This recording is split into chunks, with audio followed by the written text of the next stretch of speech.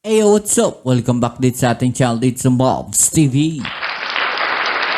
Alright, so tayo magbabalik ulit mga babayan, no, para sa isa na namang reaction video. At ngayon ay pag-uusapan natin ang balita mula sa channel ni PH TV. At sabi nga po niya dito mga babayan, China Coast Guard vessel na nangharas sa supply boat ng Pilipinas, kinuyog ng mga barko ng Japan. Alamin natin yan at pag-uusapan, pero syempre bago ang lahat, don't forget to subscribe sa channel ni PH TV. Nandiyan sa baba ang full video link. I-click nyo lang po at subscribe at supportahan natin ang kanyang mga video uploads. Okay? So, kung kayo naman ay bago pa lang dito sa ating channel, please don't forget to subscribe, like, share, at comment dyan sa comment section at i-click ang notification bell para ma-update kayo sa mga latest video uploads sa atin. Alright? Shoutout sali tayo sa mga bago natin subscribers dyan. Maraming salamat sa inyo. At huwag na natin patagalin, umpisaan na natin to. Let's go!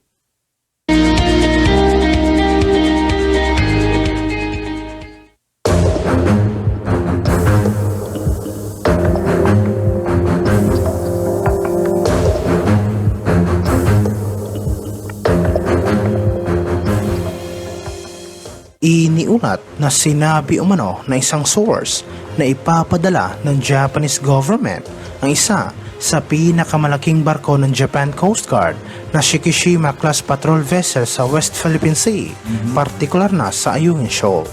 Oh.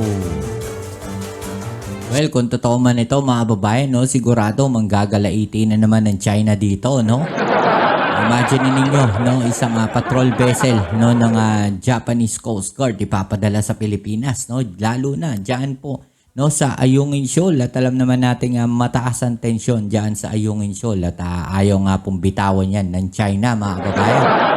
No, anong masasabi niyo diyan, no? Ano kayang gagawin ng China diyan, no? Siguradong manggagalaiti yung mga yan at magagalit na naman at sasabihin nagpapataas tayo ng tensyon diyan sa West Philippine Sea. Tuloy natin. Sinabi ng Defense Minister ng Japan na si Yasukazu Hamada na kailangan nilang magpadala ng barko sa West Philippine Sea upang tulungan ang Pilipinas sa pagprotekta sa BRP Sierra Madre na nasa Ayungin Shoal. Sinabi naman ng ilang mga eksperto na layon umano ng Japan na mapigilan ang binabalak ng China na pwersahang alisin ang BRP Sierra Madre mula sa Ayungin Shoal at ayon sa Japan Coast Guard na sasamahan nila ang mga barko ng Pilipinas sa pagpapatrolya sa nasabing lugar. Well, ito po talaga, no, mga babayan, ng isa sa target ng China na kung saan hatakin po yung BRP Sierra Madre, no, dyan sa Ayungin Shoal at hindi naman nila pwedeng basta magawa yan. Kaya ang ginagawa nila ngayon mga babayan, no, sinisikil nila yung mga resupply mission natin dyan para mapuwersa o mapilitan tayong i-pull out ang puwersa natin dyan sa Ayungin Shoal. Pero itong barko na to mga babayan ay mukhang hindi talaga ipo-pull out ng Pilipinas dyan sa Ayungin Shoal. Dahil kung matatandaan natin, no, ay ginawa na po yan na parang military base natin, no, dyan sa Ayungin Shoal. Okay? Ito ay matapos sinabi ng China na nangako umano ang Pilipinas na hahatakin ito ang BRP Sierra Madre mula sa Ayungin Shoal. Sinabi ng Foreign Ministry ng China na ilang beses na umunong nangako ang Philippine government na aalisin nila ang nasabing warship, ngunit hanggang ngayon ang Pilipinas ay hindi pa rin kumikilos. And lagi nating tanong sa China sino yung nangako sa kanila, no, nahahatakin yan pong BRP Sierra Madre dyan sa Ayungin Shoal, which is magpasa hanggang ngayon, no, hindi pa rin sinasagot ng China kung sino ba yung nangako sa kanila, no, kung sino yung tao na yun, no, sino nga ba sa palagay ninyo yung nangako na yan, no, na aalisin ng BRP Sierra Madre dyan sa Ayungin Shoal. Sinabi sa pahayag ng China na noong 1999, nagpadala ang Pilipinas na isang military vessel at sadya nitong isinasad ang barko sa Ayungin Shoal upang iligal na baguhin ang status quo sa lugar. Agad umanong gumawa ng mga seryosong hakbang ang China at patuloy na nagdemand sa Pilipinas na alisin ang nasabing barko. Sinabi nito na ilang beses na umanong nangako ang Pilipinas na hahatakin nito ang BRP Sierra Madre, ngunit hanggang ngayon ang bansa ay hindi pa rin kumikilos. Hinangad din umano ng Pilipinas na i-overhaul ang nasabing vessel upang permanenteng sakupin ang Ayungin. Nagbigay din ng pahayag ang Foreign Ministry ng China tungkol sa nangyaring insidente sa Ayungin na kung saan binomba ng Coast Guard nito ng water cannon ng isang supply ship ng Pilipinas na nagdadala sana ng supply para sa mga sundalo nito na nakaestasyon sa BRP Sierra Madre. Iginiit ng komunistang bansa na nangyari umano ang insidente dahil binaliwala ng mga barko ng Philippine Coast Guard ang paulit-ulit na babala ng China at sinabi na wala umanong karapatan ang PCG na lumapit sa lugar. Sinabi sa kanilang pahayag na nagpadala ang Pilipinas ng 2 barko at iligal na pumasok ang mga ito sa kanilang karagatan malapit sa Renaijiao o Ayungin Shoal upang maghatid ng mga construction materials na gagamitin sa pagkumpuni sa BRP Sierra Madre. Ang mga naturang aksyon ay isa umanong paglabag sa soberanya ng Beijing at Declaration on the Conduct of Parties sa South China Sea. Agad umanong pinahinto ng mga barko ng Chinese Coast Guard ang mga Philippine vessel alinsunod sa batas ng China.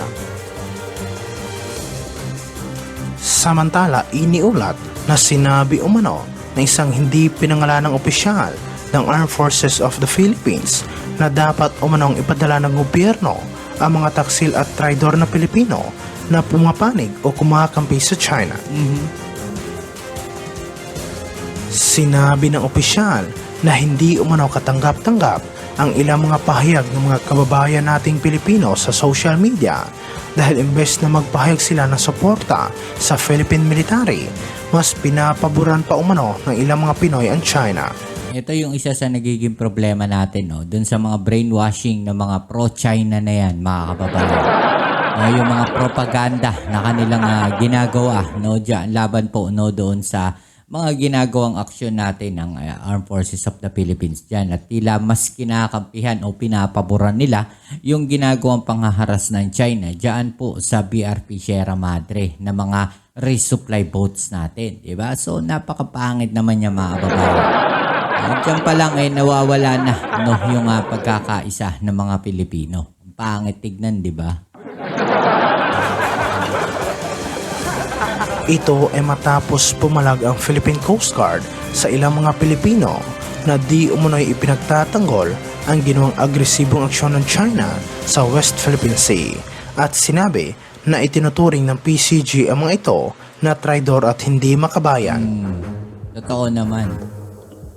Sinabi ng tagapagsalita ng PCG para sa West Philippine Sea na si Commodore J. Tariela sa isang pahayag na kung ikaw ay Pilipino, nasa gobyerno man o pribadong sektor, anuman ang iyong politika, ang paggawa ng mga dahilan tungkol sa agresibong pag-uugali ng China ay dapat ituring na hindi makabayan at isang taksil sa Pilipinas.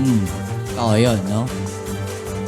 Iniulat ito ilang araw matapos binomba ng Chinese Coast Guard ng water cannon at agresibong hinarang ng isang Philippine vessel na nagsasagawa sana ng resupply mission sa BRP Sierra Madre sa Ayungin Shoal.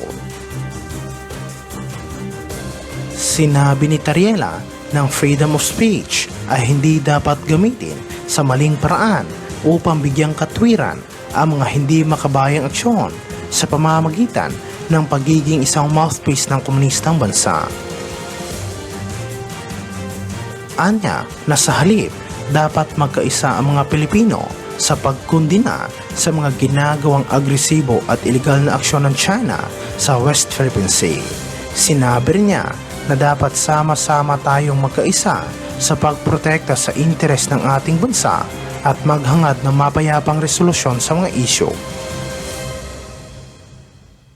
Ang BRP Sierra Madre ay sadyang isinadsad sa Ayungin Shoal noong 1999. Ang nasabing vessel ay pinamamahalaan ng mahigit sa 100 Marines at mga sailors at ito ay naging simbolo ng soberanya ng Pilipinas sa nasabing lugar. Matatagpuan ang Ayungin Shoal sa layong 105 nautical miles mula sa pinakamalapit na probinsya ng Pilipinas na Palawan at bahagi ito ng 200 nautical mile continental shelf ng bansa, gaya na nakasaad sa ilalim ng United Nations Convention on the Law of the Sea. Ngunit sinabi ng komunistang bansa na mga Philippine vessel ay iligal umunong pumasok sa paligid ng Ayungin Shoal, na kung saan iginiit nila na ang lugar ay bahagi ng kanilang teritoryo at ang ginawang resupply mission ng AFP ay isa umunong paglabag sa batas ng China.